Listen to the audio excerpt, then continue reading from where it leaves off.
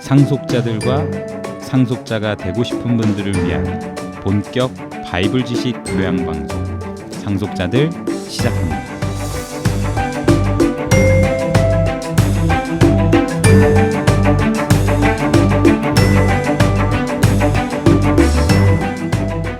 안녕하세요. 상속자들의 시호입니다.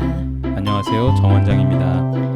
네, 오늘은 상속자들 35번째 시간이에요. 오늘은 성경의 재발견을 할 코너인데요. 제가 구절을 정확하게 읽어보면서 독해 능력을 키우고 또 여러 역본들을 함께 비교해서 읽으면서 이제 기존에 알았던 내용과 또 다른 의미들을 조금씩 발견해 나가는 그런 코너죠. 네. 예, 오늘은 그러면 정 원장님이 먼저 시작을 해주실까요? 네. 오늘 제가 재발견하는 구절은요. 이게 우리가 흔히 이제 많이 알고 있었던 구절인데 그 의미가 아니라 이 의미입니다. 이제 이런 맥락에서 이 구절을 고른 거는 아니고요. 과연 어떻게 해서 이 성경 구절이 그 의미가 아니라 이 의미다 이렇게 평소에 알아내는지 그런 거를 좀 소개하는 구절로 좋을 것 같아가지고 이제 뽑아봤거든요. 그러니까 구절 자체에서 재발견하신 것라기보다는 네. 재발견하시는 평소의 그 과정을 좀 네네. 소개해 주신다는 거. 그럴 때 이 구절로 이렇게 좀 설명을 드리면 들으시는 분들한테 좀 도움이 되지 않을까 싶어서 네. 제가 재발견하는 어떤 과정, 네. 네 그런 걸 한번 좀 보여드리고 싶어서 선택한 구절인데요. 네, 좋네요. 시편 119편 38절입니다. 주를 경외케 하는 주의 말씀을 주의 종에게 세우소서. 우리가 많이 들어본 구절은 아니네요. 아니죠. 네. 그래서 이제 이 구절이 읽고 시호 씨는 이제 어떤 의미인지 한번 해석을 한번 해봐 주시겠어요? 일단 여기에 이제 주가 있고 종이 있어요. 네. 근데 종에게 무엇을 세워달라고 부탁을 하는 구절인데 네. 말씀을 세워달라고 하는 것 같아요. 네. 주의 말씀을. 근데 주의 말씀은 주를 경외케 하는 어떤 역할을 하나 봐요. 그런 네. 기능을 하나 봐요. 네. 그래서 내가 주를 경외하고 싶기 때문에 주를 경외케 할 수 있도록 그렇게 해줄 수 있는 말씀을 주의 종인 나에게 세워달라라는 네. 어떤 부탁인가요? 네. 이제 이게 약간, 일반적으로 이 네. 구절을 읽고 이제 해석을 하시는 건데 네. 이 굉장히 중요한 것 중에 하나가 방금 시호 씨처럼 이 표현을 본인만의 언어로 이렇게 이제 표현을 해보신 거잖아요. 네. 네, 이게 이제 재발견하는데 가장 중요한 것 같고요. 그래서 이제 저 같은 경우는 이제 어떻게 하는지를 한번 순서를 이렇게 설명을 드려보면요. 먼저 구절을 읽고 단어 중에 내가 혹시 이제 모르는 게 있나 이런 걸 좀 살펴봐요. 그래서 이제 처음에 주를 경외케 하는 주의 말씀을 주의 종에게 세우소서 해서 경외케 한다. 이제 이 단어가 과연 뭘까? 이제 이렇게 생각을 하게 되거든요. 네. 그래서 아는 단어면 그냥 읽히지만 모르는 단어면 이제 찾아보면 이게 영어로 찾아보면 이제 의미가 명확해지는 네, 경우가 있잖아요. 그래서 그렇죠. 보니까 fear더라고요. 두려워하게 한다. 네.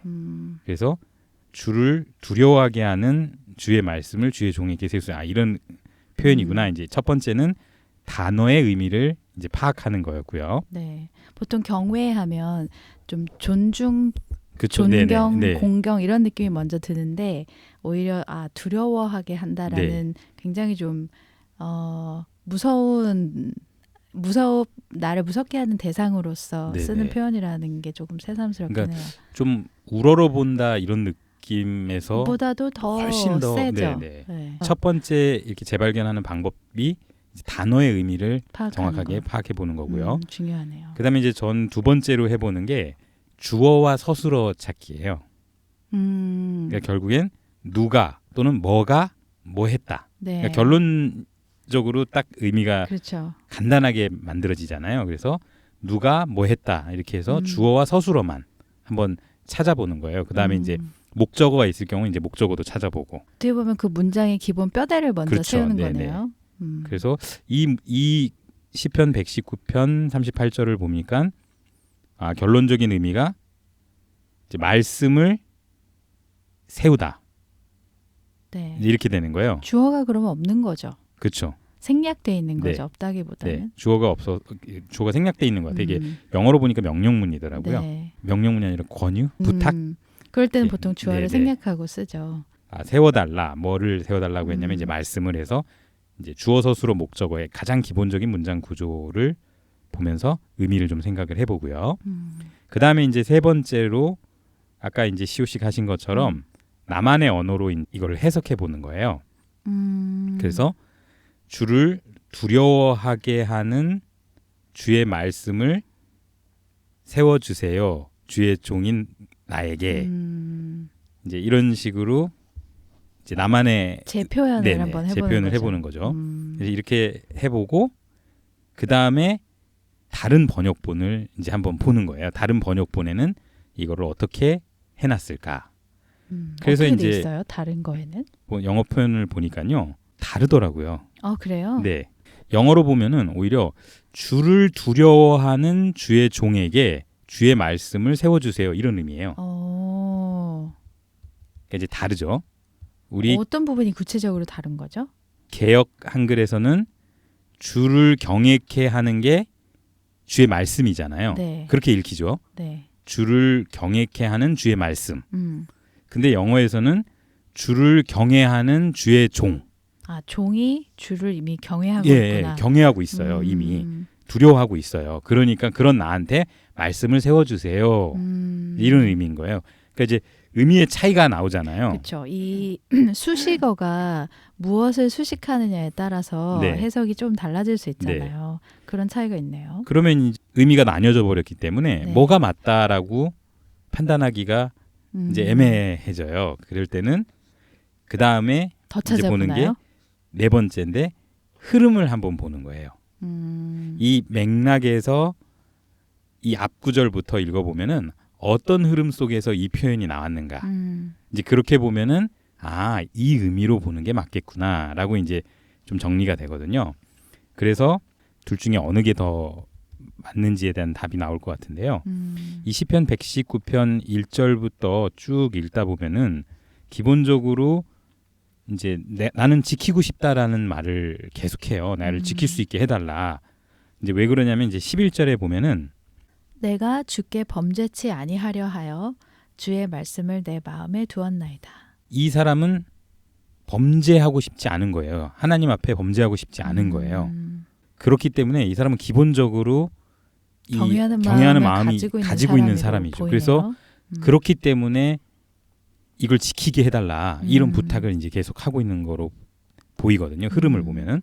그래서 이 9절에서 38절에 그러면 주를 경외케 하는 주의 말씀. 그러니까 말씀이 주를 경외케 하는 게 아니라 주를 경외하고 있는 주의 종한테 이 말씀을 지킬 수 있게 해주십시오. 네. 이제 이런 부탁의 표현으로 쭉 이야기하고 있는 거로 보이거든요. 네. 그래서 그러면은 38절의 의미는 주를 경외케 하는 주의 말씀이 아니라 주를 경외하는 주의 종에게 주의 말씀을 세워주소서 이제 이렇게 부탁하는 표현으로 이해가 되고 네. 그러면 내가 여기 읽었던 구절과 개역 한글과는 의미가 좀 다르구나 이렇게 이해가 되는 거죠. 네. 이게 자칫 잘못되면 이제 방금 말씀하신 부분이 조금 왜곡이 될 수도 있을 것 같은데 가령 어떤 거냐면요. 네. 주를 경외케 하는 주의 말씀이 아니라 이렇게 표현을 하시면 듣는 사람으로 하여금 주의 네, 말씀이 당연히 주를 경외케 하지 왜 아니라는 거야? 이렇게 오해를 하실 수 있는데 네. 지금 정 원장님이 말씀하신 건 그런 의미에서 하신 게 아니라 이 해석이 이제 한글과 영어의 차이가 있었는데 둘 중 해석 중에 맥락을 파악하면서 읽어볼 때 주를 경외케 하는 이라는 이 부분이 말씀을 수식하기보다는 주의 종을 수식하는 네네. 해석이 좀 더 적절할 것 같다라는 말씀이신 거죠. 네. 그래서 이제 구절의 의미를 정확하게 파악을 할 때는 네네네. 이제 이런 방법으로 보다 보면은 하나의 구절을 이제 좀 정확하게 이해해 갈 수 있지 않을까. 그럼 평소 이런 식으로 이제 재발견을 준비를 하시는 거죠? 네, 그렇죠. 그러니까 음. 읽으면서 첫 번째로는 단어를 정확하게 네. 파악하고 두 번째는 뭐였죠? 주어, 서술어, 목적어 문장의 먼저 뼈대를 먼저 잡아보고 굵직한 걸 잡고 그다음에 세 번째는 내 언어로 이제 표현을 그 의미를 해보고 표현을 해보고요. 네. 그다음에 여러 번역본을 네. 보면 비교해보고요. 표현의 차이가 있을 수 있는데 네. 어떤 게 더 적절할지는 맥락 전체를 네. 훑어보면서 네. 더 잡아나가고 네, 이런 식으로 해서 이제 구절의 의미도 좀 정확하게 이해하려고 노력을 하고 그다음에 이렇게 보다 보면은 이 구절이 그 의미가 아니라 이 의미구나 이제 네. 이렇게 되는 거는 이제 재발견에서 좀 소개를 하게 되는 것 같고요.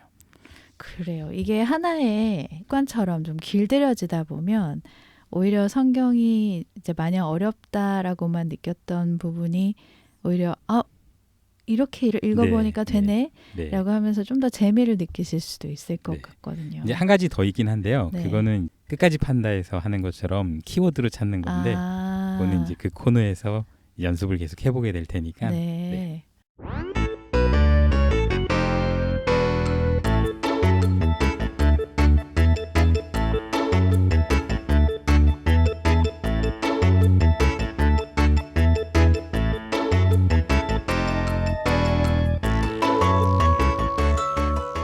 그러면은 이제 제가 준비한 구절을 한번 볼까요? 네. 저는 오늘 구약을 가지고 왔어요. 구약이 워낙 저는 좀 익숙하지가 않고 여러 번 읽어도 좀 어렵고 하다 보니까 자주 가지고 오게 되는데요. 오늘 거는 사실 이 내용만 보시기에는 에이 이게 뭐 재발견이야 하실 수도 있어요. 근데 저한테는 이제 어떤 재발견의 에피소드가 있었는지를 좀 곁들여서 설명을 드릴게요. 예레미야 8장 20절이에요. 추수할 때가 지나고 여름이 다하였으나 우리는 구원을 얻지 못한다 하는도다. 제가 이 구절을 읽었을 때 이 구절의 의미가 무엇인지까지는 가지도 못했고 그 의미가 무엇인지 파악하기 전에 이 뭐랄까요? 문장의 인과관계가 좀 이상한 거예요. 네네. 찾으셨어요? 네, 뭐예요? 어떤 거가 좀 그렇게 느껴지셨어요? 추수할 때가 지나고 여름이 다하였다.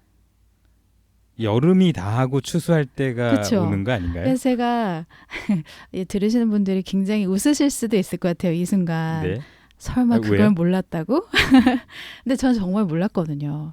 그러니까 일단 이상하게 느껴졌던 부분이 뭐냐면 한국은 가을에 추수를 한단 말이에요. 네. 물론 과실에 따라 좀 다르긴 하지만 대부분 추수철 하면 가을이에요.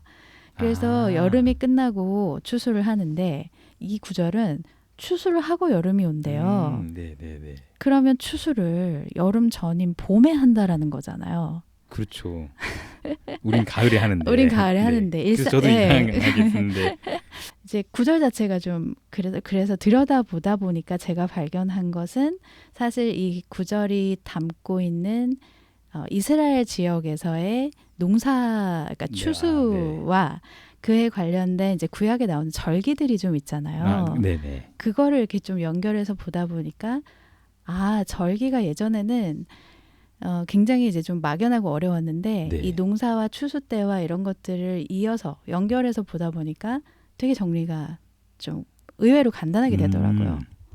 절기가 막 굉장히 많은데 잘 모르죠. 잘 모르고 어떤 의미인지도 모르고 언제가 그 날이 뭘 의미하는지도. 네. 그러니까 절기 하면 저는 딱 처음에 떠오르는 이미지는 쪽지 시험. 쪽지 시험. 네, 약간 주일학교 쪽지 시험 같은 느낌이 있어요. 왜냐하면 항상 절기를 이렇게 설명식으로만 무슨 7가지 절기가 있고 그때는 몇 월 며칠이고 그래서 그때는 어떤 제사를 드리고 이렇게만 이제 이해를 하다 보니까 의미를 파악하기는 고사하고 각각이 너무 그냥 딱딱한 텍스트 같이 느껴지는 거예요. 네. 그런데 왜 여름 전에 추수를 한다는 거야?에 대해서 검색을 해보다 보니까 이스라엘에서 주로 수확을 하는 작물들에 대해서 알아보게 됐고 그 작물들의 수확 시기를 알아보다 보니까 그래서 이 기간에 이런 절기들이 있을 수밖에 없구나 절기라는 걸 알게 됐고 그러다 보니까 절기가 굉장히 이제는 쉽게 엮여서 이제 정리가 됐어요. 그래서 그거를 살짝 오늘 이제 같이 나눠볼까 하는데요. 오늘은 재발견이 이 구절을 통한 결국엔 절기에 대해서 뭐 절기를 재발견했다기보다 이 구절이 이상해서 네. 파다 보니 절기까지 다 네네. 다른 거죠. 전 절기가 더 탐나는데요. 아 그래요? 절기 좀 설명이? 어렵게 느껴지지 않으세요? 네. 그렇죠. 네. 아니면 뭐 여러 절기가 있는 것 네. 같은데 그게 뭐 언젠지 순서도 잘 모르겠고요. 네. 이름도 좀 독특하고 당시 이스라엘에서 특히 이제 성경에 굉장히 자주 등장하는 주요 작물들이 있어요. 네. 이스라엘에서 재배를 하는 작물 중에 밀, 보리, 그다음에 올리브, 포도. 그 네 가지 작물이 굉장히 등장을 많이 하잖아요. 네. 물론 뭐 무화과도 있고 다른 여러 가지도 있는데 절기와 관련된 작물들이 이런 것들이더라고요. 근데 이제 수확 시기를 보면 한국도 아마 비슷하지 않을까 싶은데 보리 수확이 제일 빨라요. 네, 네. 보리는 네. 겨울을 지나고 네, 그래서 보리가 주로 4, 5월에 이제 추수를 해요. 우리나라인가요? 우리나라 그러니까 우리나라. 표준 달력 기준으로.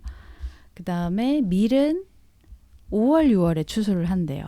네. 지금 현대 달력으로 4, 5월 그러니까 봄이죠. 네. 네, 봄에 이제 보리를 추수하고 5월, 6월 달에는 이제 밀을 추수하고 그다음에 이제 포도가 열리는데 한국도 이제 포도를 어느 계절에 먹죠?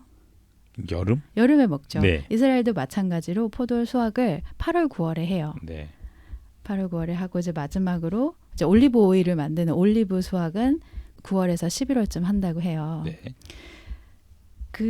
이 추수의 이 작물들의 이제 추수 기간을 살펴보다 보니까 보리에 관련된 절기, 그다음에 밀 농사와 관련된 절기 이런 것들에 따라서 절기의 어떤 순서가 좀 있더라고요. 작물에 따른 절기가 네, 있다고요? 작물에 따라서 당연했겠죠. 작물이 어느 때 수확이 돼서 그거를 가지고 제사 작물로 드리니까 그때 이제 절기가 잡힌 거겠죠. 보통 구약에서 이제 절기를 설명을 하면 총 종류가 7개가 있다고 하잖아요. 7절기. 네. 근데 그 7절기를 크게 둘로 나누면 봄 절기가 있고 가을 절기가 있다고 해요. 그럼 주로 언제부터 그 작물로 쳤을 때 보리밀. 그렇죠. 보리밀이 이제 봄 절기와 관련이 될 거고 포도 올리브가 네, 포도 가을, 올리브가 네. 주로 이제 가을에 절기와 이제 맞물려 있겠죠. 그래서 하나씩 가장 첫 번째 절기부터 좀 살펴볼 텐데 네. 절기를 성경에서 직접 이제 텍스트로 보시게 되면 텍스트에는 이제 현대 달력을 쓰는 게 아니라 유대인들이 당시 사용했던 성력이라고 하죠. 유대인 달력을 기준으로 표기가 돼 있잖아요. 그래서 예를 들면 제일 첫 번째로 등장하는 이제 절기가 정월 14일 날 저녁부터 지키는 6월절이에요. 네. 그러면 보통 저희가 정월이라고 하면 첫째 달이잖아요. 네네. 첫째 달. 그러면 현대 달력으로 1월 14일인가? 네. 라고 생각하기 네. 쉽죠. 근데 이제 성력을 기준으로 첫 번째 달에 14일인 거죠. 그러니까 현대 이스라엘 달력으로 달력에서 그렇죠. 네. 이스라엘 달력. 우리 1월이 아니라 네. 네. 그래서 저희로 치면 한 3월 중순이 첫째 달의 시작이라고 하거든요. 그러면 4월 한 3월 말이나 4월 초쯤 되겠죠. 네, 3월 말 4월 초. 그냥 헷갈리시니까 현대 달력으로 한번 가볼까 해요. 네. 네. 그래서 3월 말쯤에 첫 번째로 시작하는 절기가 6월절이에요. 네. 네. 각각의 절기의 의미까지는 제가 하기는 조금 오늘은 시간이 어려울 것 같고 그 다음에 이제 6월절을 지낸 그 바로 다음 날, 네. 그 바로 다음 날에는 무교절이라는 절기가 있어요. 15일이겠네요. 그렇죠. 정월 정월 15일. 15일. 그래서 무교절날은 이제 다들 아시다시피 누룩이 들지 않은 빵을 네. 이제 같이 먹죠. 네. 그 다음에 무교절이 이제 무슨 요일에 딱 떨어질지는 잘은 모르겠지만 왜냐하면 달력이 이제 매년 바뀌잖아요. 무교절이 있고 난 첫 번째 안식일, 그 안식일의 다음 날을 초실절이라고 해요. 그러니까 어떻게 보면 6월절과 무교절은 하루 차이로 딱 붙어 있고 네. 그다음에 무교절부터 그 다음 안식일이 뭐 며칠 상관이 안 될 것 같은데 그 며칠 상관 가장 길면은 7일 길어봤자 7일. 7일이네요. 네, 네. 뭐 짧으면 뭐 2, 3일일 수도 네. 있고요. 그래서 그 바로 다음 날 이제 초실절을 지켜요. 네. 그러면 초실절부터 이제 계수를 했을 때 안식일을 7번을 거치면 안식일이 매 7일마다 돌아오니까 7번을 거친다는 건 49일. 7, 7, 49, 49일이 지나잖아요. 그럼 거기다가 하루를 더 더해서 50일째 네. 지키는 오순절. 네. 네, 77절이라고도 하기도 하고 뭐 맥추절이라고도 하기도 하는데 저희가 이제 오순하면 순이 이제 10이라는 뜻이잖아요. 그래서 뭐 7순 잔치, 8순 잔치 이제 이런 말도 쓰는데 아, 그렇군요. 네. 그래서 처음 알았어요. 아, 그래요? 그래서 오순하면 이제 50일이 네. 지난 초실절로부터 50일이 지난 날이라고 해서 그렇게 한 봄의 절기가 이제 쭉 돌아가요. 로테이션이. 이게 봄. 네. 봄 절기에 네. 해당하는 이 네 가지 절기예요. 그러니까 시작을 6월절로 했고 6월절 바로 다음 날 무교절이 있었고 네. 그 다음에 안식일 지난 다음 날 초실절이 있었고 초실절로부터 50일째에 이제 오순절이 있잖아요. 그러면은 이제 6월절이 그 정월 14일. 네. 그러니까 우리 달력으로는 3월 말이 되니까 대략적으로 보면은 거의 5월 경까지 이어지네요. 네. 그러니까 오순이 50일이면 한 달 반이 네네, 넘잖아요. 그러니까 거의 뭐 5월 한 20일 5월 네. 말까지도 쭉 네. 3, 4, 5월을 거쳐서 이 봄 절기 네 가지가 로테이션이 되는데 초실절날 이제 많은 분들이 아시겠지만 초실절날 제사를 드리는 내용들을 보다 보면 혹시 어떤 작물을 제사로 드리는지 기억나세요? 초실절이요? 네. 밀 한 단.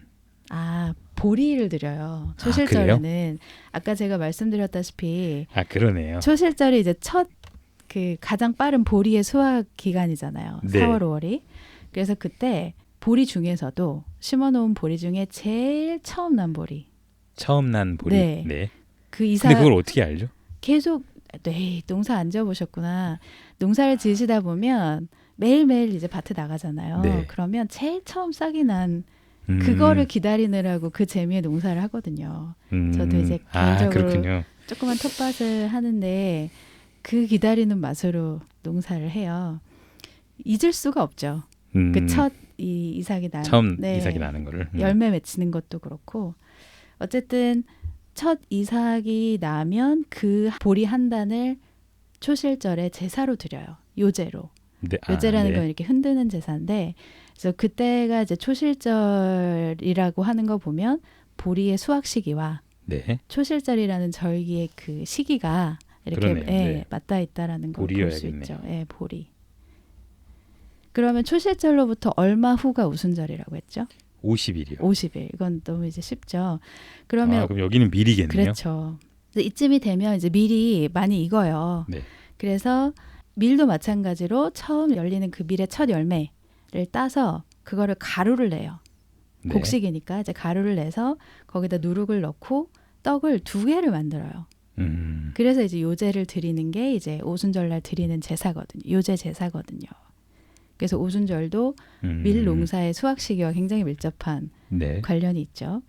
그 다음에 가을절기를 이제 넘어가 볼 텐데 가을절기는 사실 오늘 다 하기에는 시간이 부족해서 일단 언제인지 정도만 좀 알려드리고 다음에 또 기회가 되면 가을절기와 관련 있는 어떤 작물들도 좀 설명을 해보면 네. 좋을 것 같아요. 그래서 아까 이제 봄이 지나가고 그러니까 현대 달력으로 치면 한 3, 4, 5월이 지나가고 이제 가을이 와요. 그래서 한 9, 10, 11월 즈음이에요. 네. 근데 성력으로 치면 그러니까 유대인 달력으로 치면 7번째 달.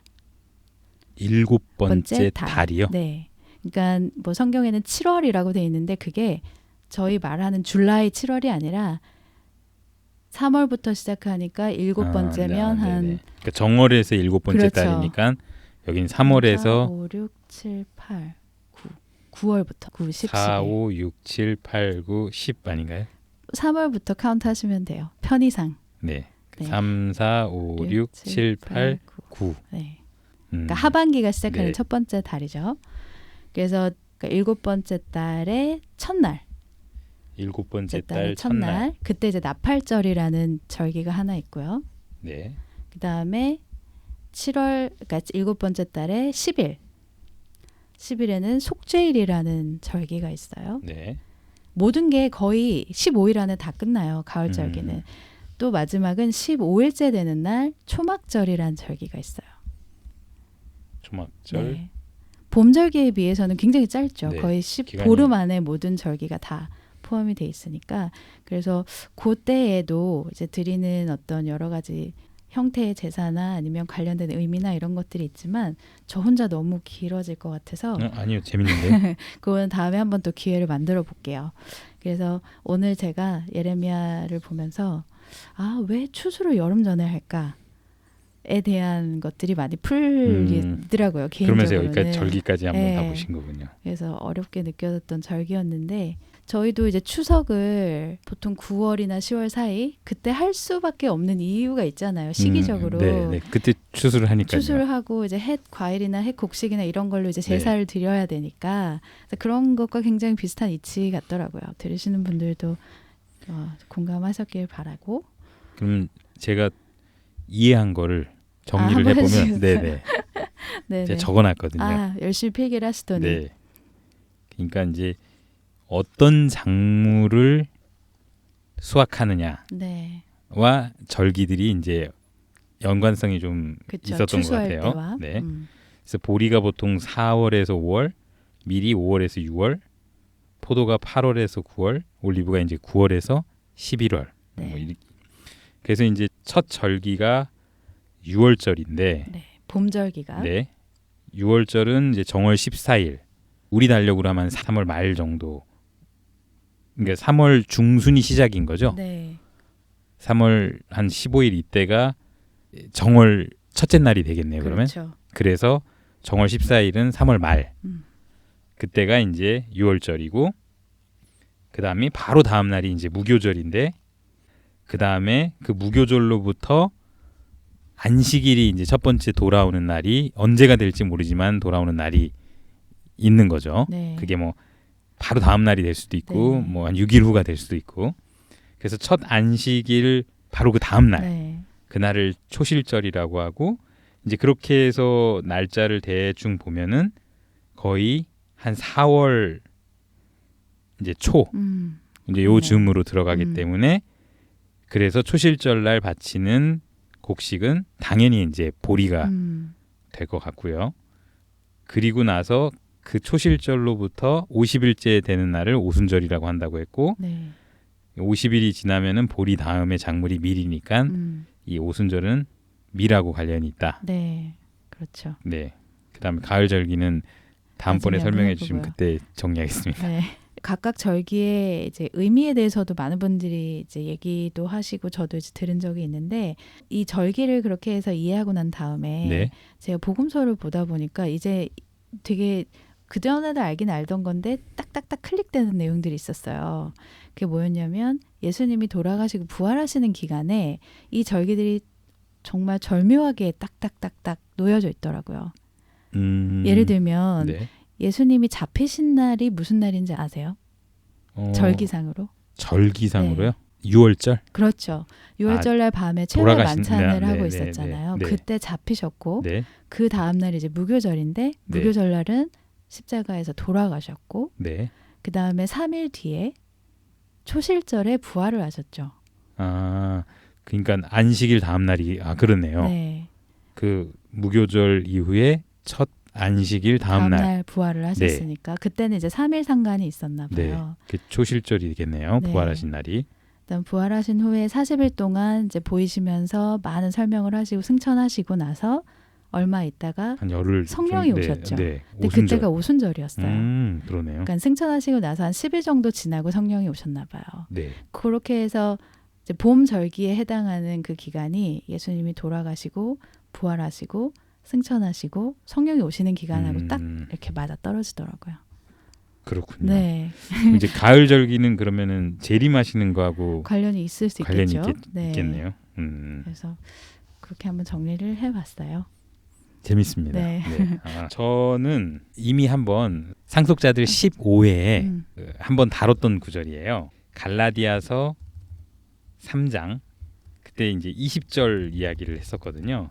그때 제가 이 구절을 네, 읽으면서 기억나요. 이 도대체 모르겠다. 아무리 봐도 모르겠다라고 하면서 SOS를 부탁을 드렸고 그때 이제 구절이 뭐였는지 한번 읽어볼까요? 네. 19절부터 그럼 한번 19절부터. 그런즉 율법은 무엇이냐? 범법함을 인하여 더한 것이라. 천사들로 말미암아 중보의 손을 빌어 베푸신 것인데 약속하신 자손이 오시기까지 있을 것이라. 중보는 한편만 위한 자가 아니니 오직 하나님은 하나이시니라. 네. 19절, 20절을 읽었는데 20절을 그때 네네네. 재발견을 같이 했었던 기억이 나요. 그래서 이제 이거를 도저히 모르겠다라고 해서 부탁을 드렸고 청취하신 분들 중에서 이제 답변을 보내주셨고 네네. 그때 이제 보내주신 약간의 다른 의견을 이제 소개해드렸는데 그때 이제 이 중보를 그 두 의견이 차이가 있었던 거는요. 이 중보를 이제 예수님으로 보느냐 아니면 모세로 보느냐 이제 이게 좀 차이가 있었던 것 같아요. 그 두 가지를 다 설명을 해주셨어요. 네네. 그때. 그래서 이제 이거를 다시 한번 살펴봤거든요. 제가 재발견하는 방식으로 다시 한번 이렇게 읽어보다 보니까 이거구나 하고 이제 명확하게 좀 보이는 게 있어가지고 다시 한번 좀 소개를 해드려야겠다 싶어가지고 가지고 왔습니다. 3장 19절부터 설명을 하면은요.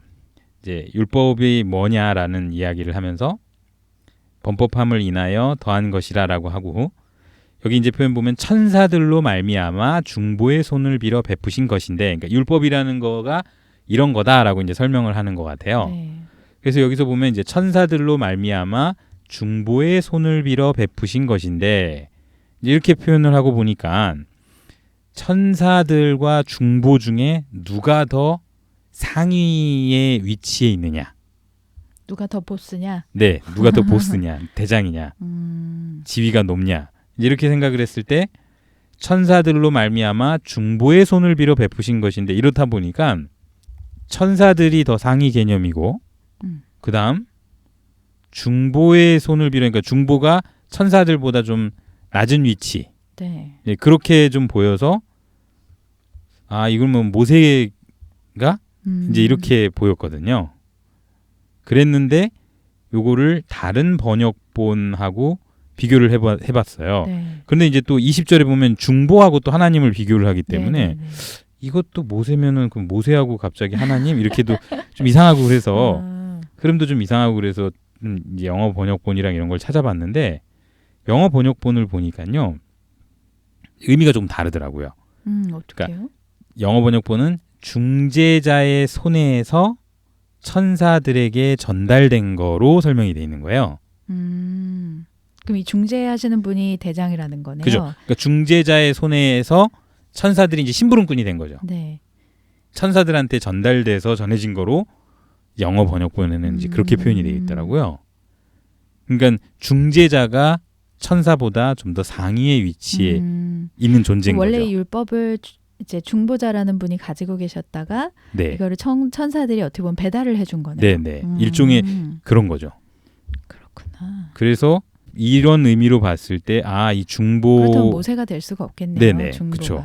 중보자가. 모세가 천사들한테 시킨 거가 돼버리니까요. 네.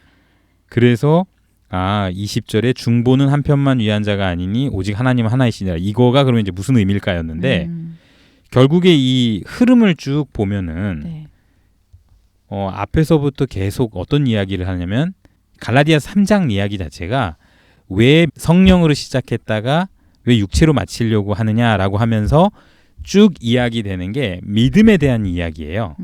그러니까 믿음과 율법에 대한 이야기를 이 갈라디아 3장이 그쵸. 쭉 설명을 하고 있거든요. 믿음으로 살아갈 거냐 네. 아니면 계속 율법을 지킴으로써 행위로서 살아갈 거냐. 그러니까 이런 관점에서 어느 거냐라는 이런 입장에서 이야기를 해보면은 이 흐름에서 그 이야기를 하는 거기 때문에 그 다음에 약속이라는 거, 이 약속이라는 거는 율법에서 난 거냐 아니면 은혜로 그 다음에 믿어서 주어진 거냐 이제 요 설명을 하는 거예요. 그러면서 이야기되는 게 중보자는 한편만이 아니다. 그러니까 한편만이 아니라 그 앞서 이야기된 게 뭐하고 뭐냐면 믿음과 율법 이 어느 한쪽 편만이 아니라는 거예요. 율법 편만도 아니고 믿음 편만도 아니다. 네, 왜냐하면 율법도 천사들한테 전달을 하신 분이거든요. 율법도 분명히 관여된 분이시라는 거예요. 이 중보자는. 근데 하나님은 그렇지 않다라는 거죠. 아버지 하나님은 그렇지가 않고 한쪽 편만 네, 한쪽 편만이다. 믿음 편이시겠죠 네. 아무래도. 네.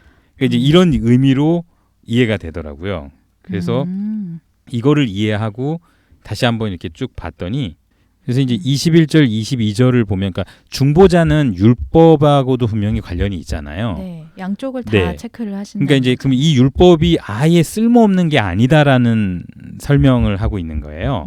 그러니까 율법이라는 거는 용도가 이 율법을 통해서 약속이 주어지는 건 아니고 이 율법이라는 거는 죄 아래 가두는 죄 아래 있다라는 거를 인지시키는 역할로서 필요한 거였다라는 거를 설명을 하는 거죠. 그러니까 율법 자체가 아예 무용론을 이야기하는 게 아니라는 거죠. 율법도 분명히 어떤 역할을 하는 게 있다.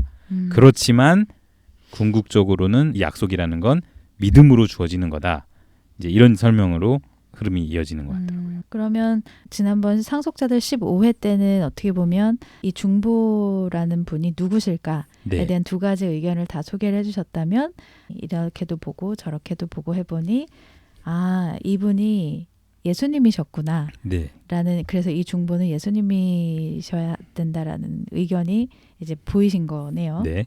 그래서 이제 여기서 한 편만을 위한 게 아니라 그 다음에 하나님은 하나이시다. 이제 이 의미도 결국에는 그때도 이제 그런 이야기를 하긴 네네네. 했었거든요. 그때 이 말이 하나님이 한 분이시라는 말인가? 뭐 네. 이런 얘기도 했었는데 지금 보니까 정말 그 네. 해석은 말도 안 되네요. 네. 그래서 율법과 어떤 그 약속 이런 거에서 이제 믿음 이런 걸 설명을 할 때 어느 한쪽 편만이 아니라 그러니까 중보는 그 두 개 다 관여를 하신 분이고 하나님은 믿음만 이제 이렇게로 좀 맞아요. 이해가 되더라고요. 이제 이렇게 하다 보니까요. 네. 이제 전에는 이제 잘 모를 때는 어떤 사람들의 말을 듣고 그게 거의 이제 의지하게 중요했죠. 됐죠. 네. 근데 이제 지금은 내가 이렇게 성경을 보고 이게 무슨 뜻인지를 이해하는 힘이 조금 생기니까요. 네. 이제 정말 나한테 주어진 복이라든지 아니면 진리를 알면 진리가 너희를 자유케 한다라고 하는데 정말 내가 느끼시고 네, 있나요? 이 세상에서 만들어진 장로들의 유전 속에 갇혀 있다가 지금은 어떤 이야기라면 그게 과연 성경에서도 그렇게 얘기하는지 좀 찾아보고 하다 보니까 이제 성경에서 그러면 나를 구속하는 것보다는 정말 내가 상속자로서 되게 자유로워지더라고요. 네. 그러면서 어떤 이 세상 살아가면서도 어떻게 살아가야 되는구나. 내가 막 뭐를 해야 된다. 이런 압박감도 좀 없어지는 것 같고요. 굉장히 좀 자유로워지는 마음속에서 좀 살아가게 되고 그다음에 이제 소망이라는 것도 요즘에 이제 또 보여지는 것들이 있는데 굉장히 기대되는 이 세상에서 살아가면서 소망에 대해서요? 네. 그런 것도 좀 보이게 되더라고요. 네. 그러니까 너무 사는 게 좋은 것 재밌으신가요? 같아요. 네. 꿀잼을 느끼고 계신 정 원장님. 말이 좀 길었네요. 저희가 35회는 여기서 마무리를 하고요. 다음번에 또 찾아오겠습니다. 청취해주신 여러분 감사합니다.